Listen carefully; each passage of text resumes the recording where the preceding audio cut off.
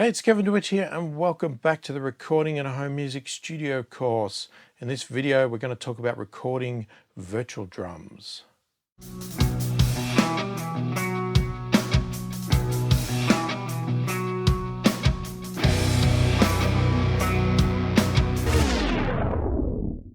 So, virtual drums. This is what I'm going to be doing in my home music studio. This is what I do on all of my songs, and it is basically a virtual instrument. As I have described in previous videos, we load up a track in our software, we load up a virtual instrument that contains drums. It can be a program that is a synth program that has drums in it as well, or it can be a specialized drum virtual instrument as I will be using. There's, as I described in the virtual instrument section, there is many ways to record these. It can be with drum pads, it can be with keyboards, MIDI keyboards, and in the way I do it, it can be just from pre-made grooves that are included in your software or that you could get online or through other programs. So I'll be using grooves because the way grooves are made, they are provided by the software manufacturers, and they are generally just captures of the MIDI data of a professional drummer playing patterns and grooves. Because they are captures of MIDI data of professional drummers playing them, they sound professional. Me drawing out my parts or using them on drum pads makes them sound bad, right? Now, you may be somebody that can actually create your own drum parts easily, or you may have an electronic drum kit that you're going to plug in to play because you're a drummer and you have these available to you that are going to input the MIDI notes. That's fine, you can do that. There is no problem with that. Whatever way you need to get them in, that's your choice. But I will be doing it from grooves, and I will be using a specialized drum program that I have, and we'll talk more about that when we actually get into the process there, and I'll show you me actually doing it. Now, on top of that, I'm also going to show you a couple of approaches in how to get them into your recording software, because you can have them come in as a single stereo file and you use the software itself to mix the various drums and elements and positions and all that sort of stuff.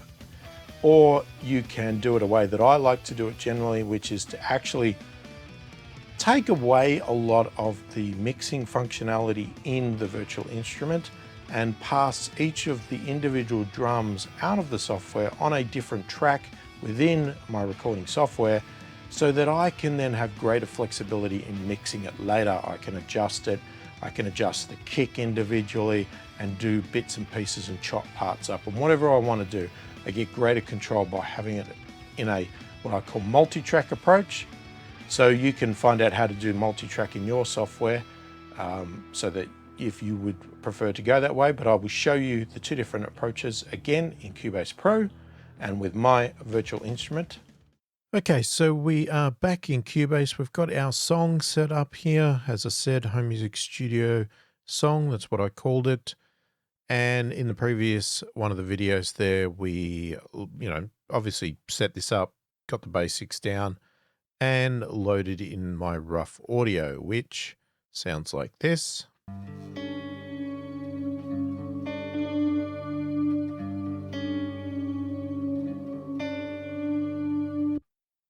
Right, so that's obviously our basis. That's what we're building our song off. That is going to be our song going forward, hopefully, if this all works out. And what we're going to do now is we're going to do some virtual drums. So the first thing we need to do for our virtual drums is create a track. So there's a couple of ways to do this, and what we're going to do is we'll start off the first way. Okay, so I'm going to click Add a Track, then go Instrument, and look, we can pick many instruments, and I'll show you a couple just for an example, right? Because you can do anything you like, there's nothing locked in here, but we could just go with the Halion Sonic. I'm going to set the output as the drum bus because we previously set up the buses. And I'm just going to load up one track. Now, as you could see from here, I could have picked anything I liked, you know, from synths, but and this layout is up to you to format. So I have different formats. So actually, I'm not going to use Halion. What I'm going to use is Groove Agent SE. So this comes with Cubase. But as you can see, I've got a few different drum things here that we could have used. And I'm just going to add that track in there.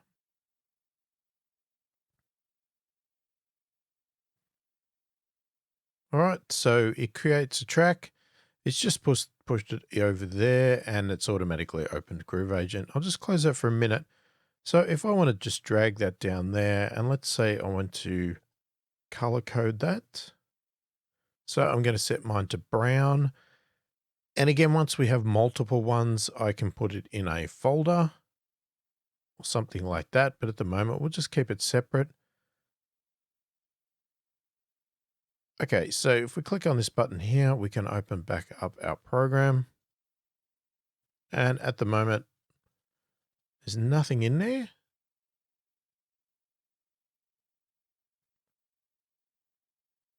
All right, so we click on that button there and just come along and find a kit. So let's go with, no, not experimental. Let's just go with the rock alternative 4x4. Are they patterns or kicks? Kits. Not really sure. Let's just pick Rock Kit 4. I don't generally use this, so this is why it's a little bit confusing to me, but... Right. So we can hear we've got a sound now.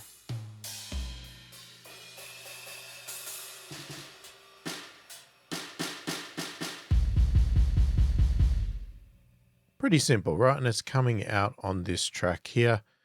You can see the meter there move. Right. Easy done. Anyway, that's one program. I'm going to change that because I don't want to use that one. But we can change that from over here, right? So we can click on there and we can then go and pick whatever we want. I'm actually going to pick this one. So SSD5 Stephen Slate drums. I like this program. It's just something that I use. Sounds good.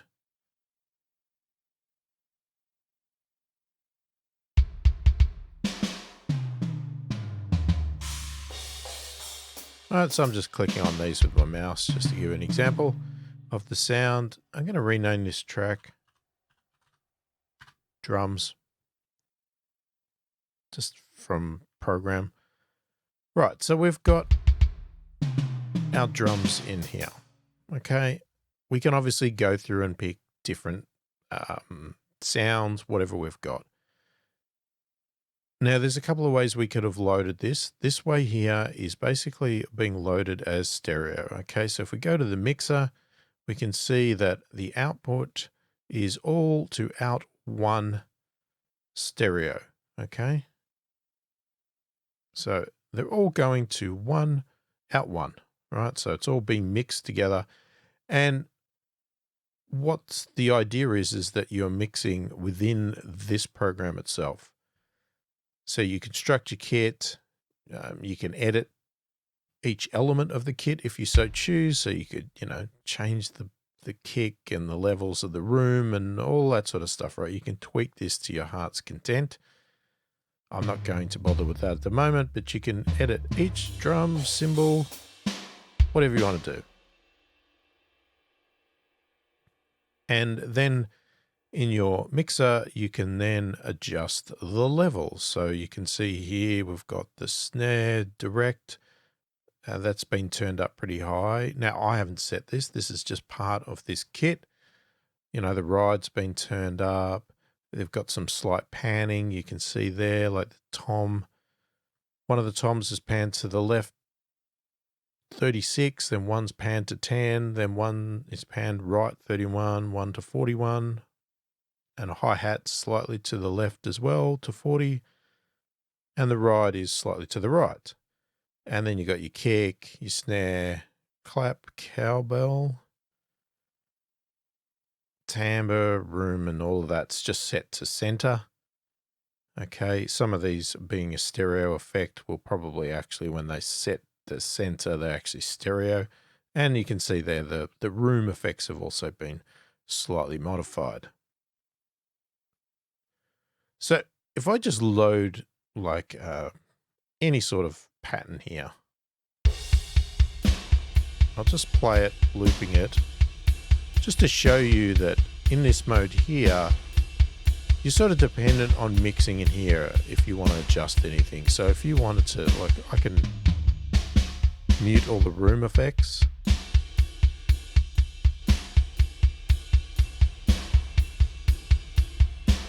You can mute the ride, solo, the snare, whatever you want to do, adjust the levels, adjust the panning. You know, I could pan the snare. Don't know why I would, but you could.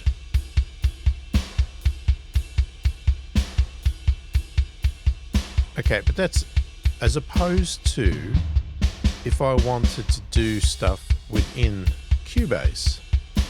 The drums are all on this stereo check. So if I mute it, I mute the entire kit. If I solo it, it's a solo kit. If I adjust the panning, I'm adjusting the panning for the entire kit. Right, so pretty... Well,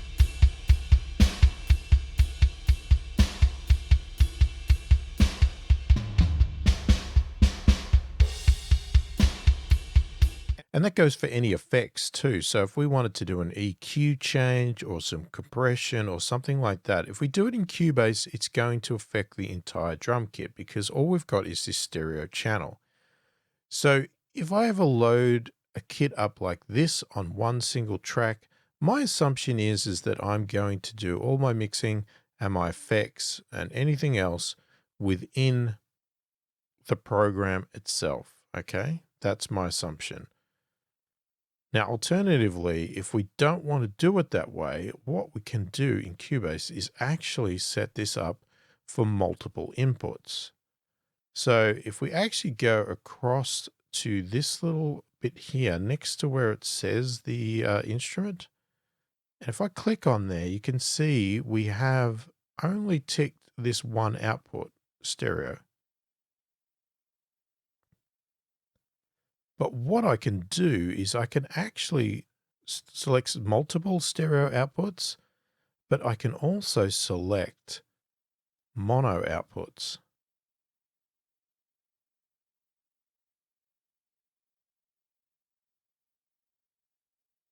Now, you could just tick all by default, but I don't really want all. I don't see the point in that. Okay, so let's just start with that. So I've just added a few monos and a couple of extra stereos. And then what happens is that you can actually then click on this button here, this little arrow, and expand, and you can see all of the extra outputs here.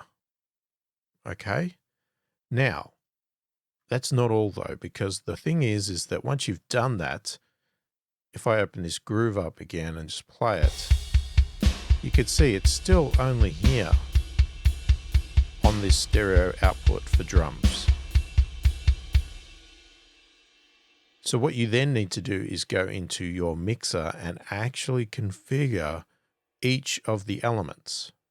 Now, generally what I would do is I would save a preset and that'd be it. You know, I'd just have it all nicely set up. So in the case of here, what you would do is I would say, okay, the kick drum is mono. So I'm going to go down to where it says MN, which is mono, and it's output 17. That's my first one. I'm going to send it out there. The snare, I'm going to send that out 18 mono. Then tom 1 might be 19, and we'll go 20 for tom 2, tom 3, 21, and so on and so on. So then I might go, the hi-hat is going to be output 3. Now, depending on what you want to do, the ride, you might say, okay, I want that out a different track. Or in my case here, I might not do that. I might go, okay, I want to go, my overheads are going to be output 1 stereo. And maybe my room, well, actually, yeah, so maybe my ride, I'm just going to keep that with my overheads. I could put it on an individual track if I really want to be able to fine tune it, but let's say I don't care. I just leave it where it is, right? Now, tambourine, cowboy clap, I'm not planning on playing any of that, so I'm going to ignore that. But the room, I'm going to actually set to output stereo 2. And same with this other room, I'm just going to mix the 2 rooms together. All right, and then what I do is actually name these. So for instance, if we, sorry, go back to our groove again. Right, so we can see individual things are coming up now.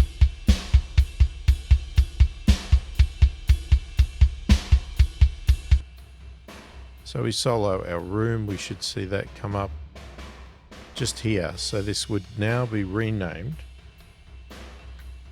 room. Okay, is our overheads. So I might rename that overhead. Unfortunately with I think with output stereo 1, it automatically renames the whole thing, which is not really what I wanted.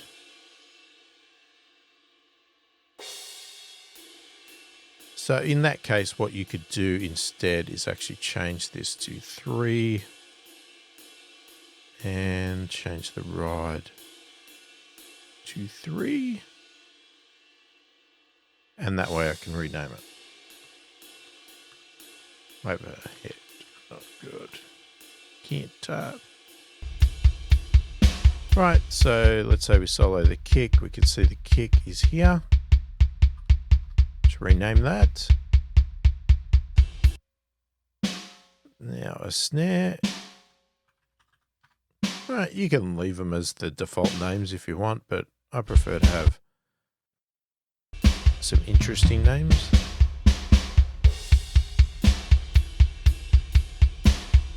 All right, let's just stop that. So we can see here our setup. So we can just quickly go in.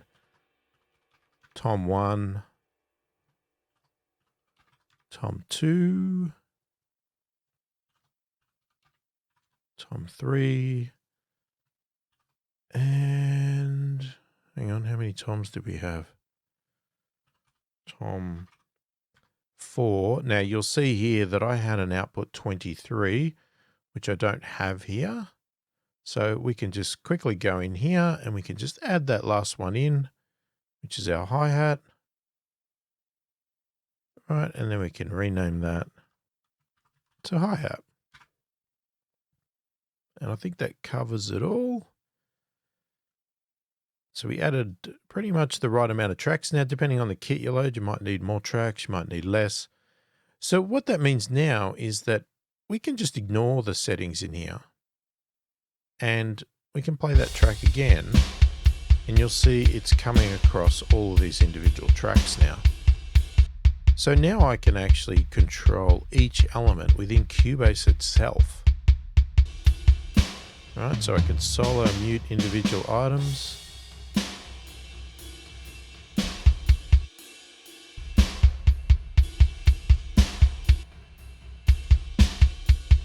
All right, whatever I want to do, I can do that in here. But what it also means is that I can then do EQ changes in Cubase as well.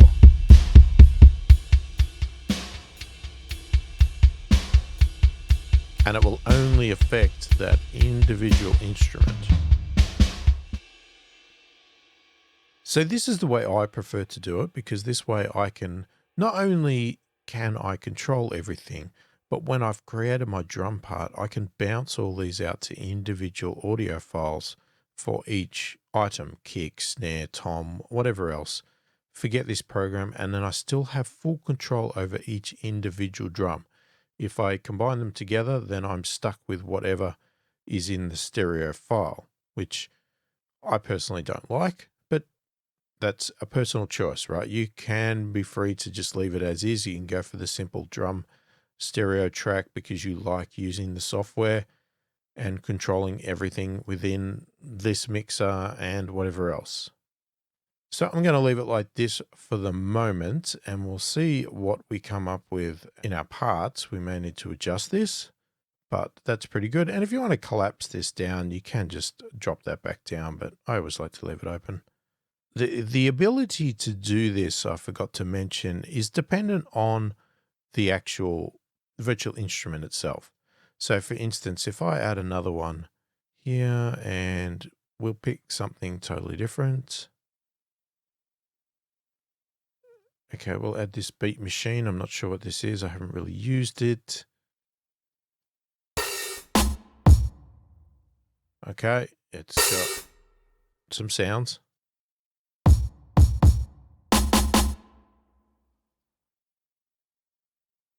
Okay, so the thing is with something like this, you don't really have control over the outputs. So even though I might be able to come here and add all of these tracks, let's just say I add all, okay? That's clicking it too many times. Let's say I add all right? So now I expand it.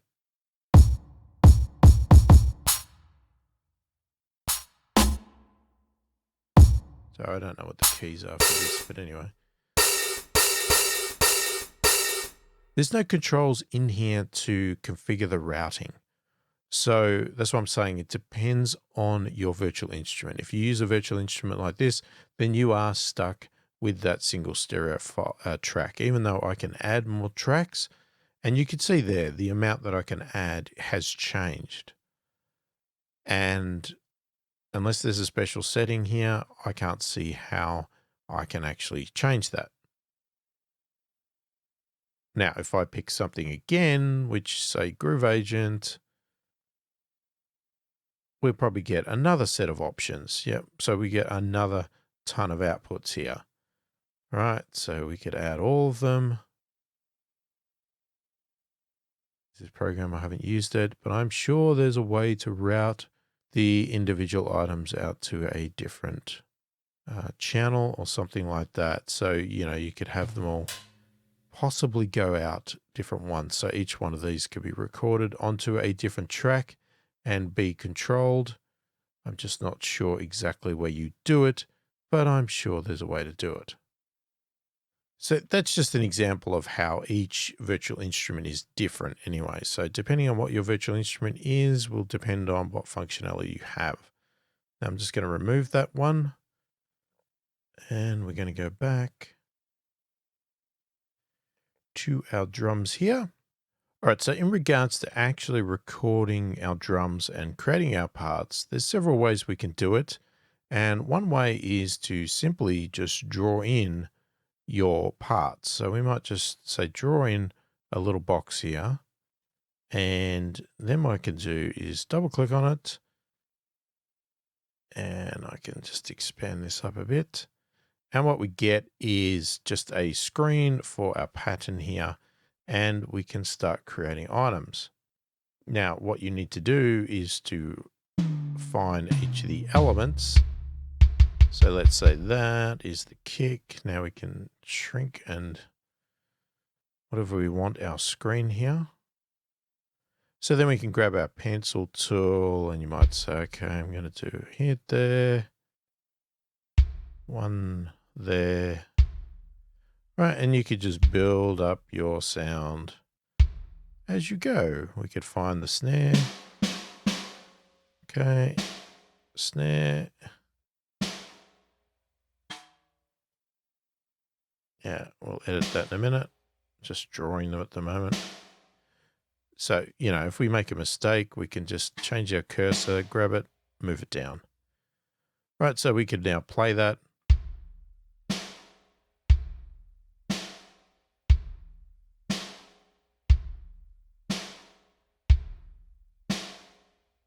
Right, so that's pretty simple.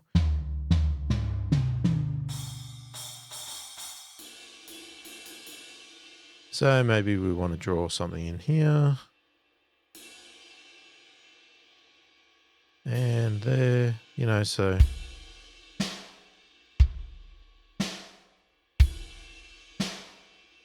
Right, we might want that.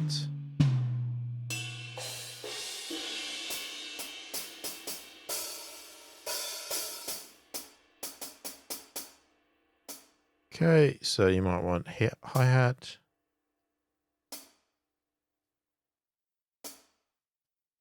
A few more times. Right, this is just obviously a rough example.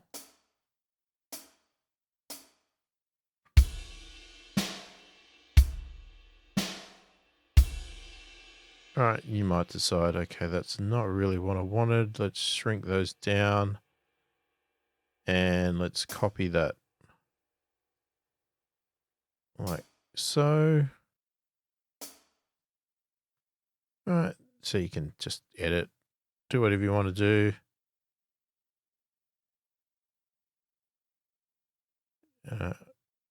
And just keep copying. You can copy multiple hits, whatever you want to do.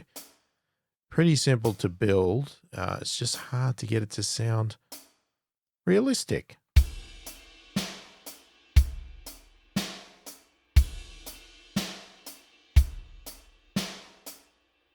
So like this one here. Might want to do that. Maybe even that one there.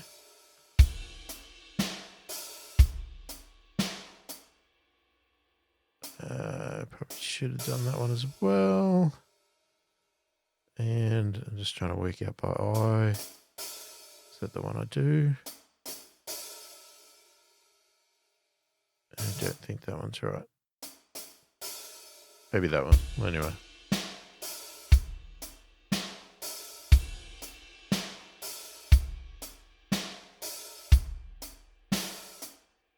Yeah, that wasn't right. Should have been that one.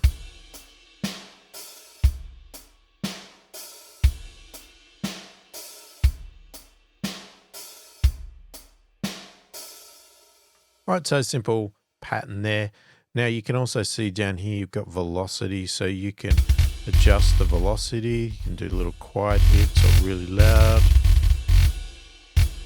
You know, so you can just, and it can be, so you can say select all of those, and you know, you can just randomize things. You can do whatever you want there. Try and add a bit of liveness to it.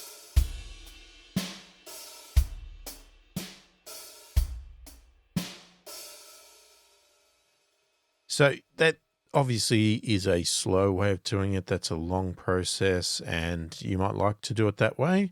That's not really my cup of tea, but obviously nothing wrong with that. And, you know, you can do all this sort of quantize and lots of extra features there. So let's say we don't want that now. I'm going to delete it. It's all gone. Okay.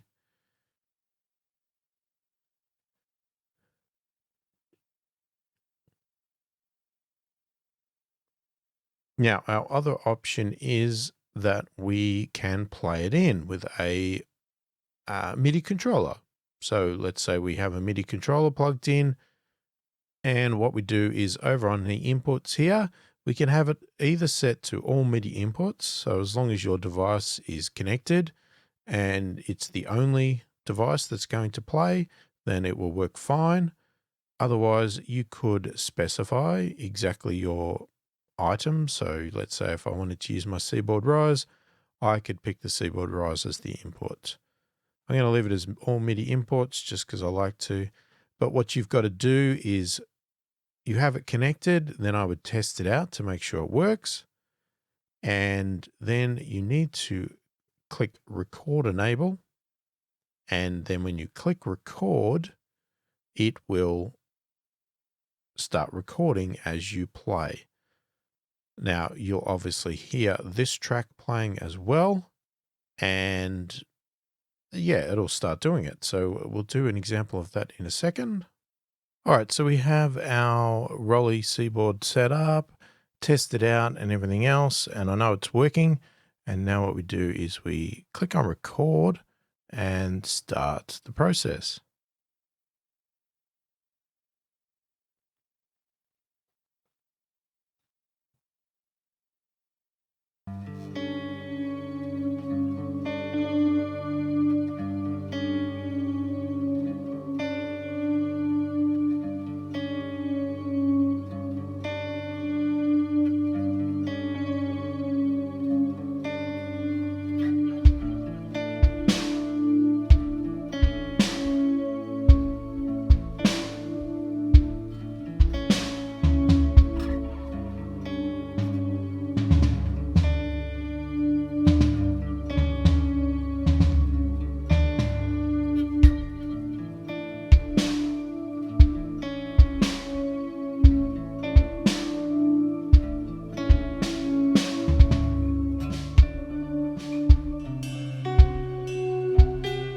All right, once we've finished, we just hit stop.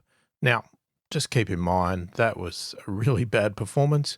I'm not really good at that. And you've also got to keep in mind that this track was not recorded to a click track, so it's not going to be perfect for the guitar. Because what we need to do is sort of come up with our idea for our drums or whatever it is, and then we'll come back and actually record the guitars properly later in time with the drums and better suit the drums, right? Because that performance there, I'm up and down with the timing, and we haven't really worked out what our drums are going to be yet. So this is the process that I sort of go through, but I don't generally like to do the recordings like this. I'm not very good at doing it with a MIDI controller, and I prefer to do it with what I'm going to show you next, which is using grooves. Okay, so a really bad drum recording there sounds like this.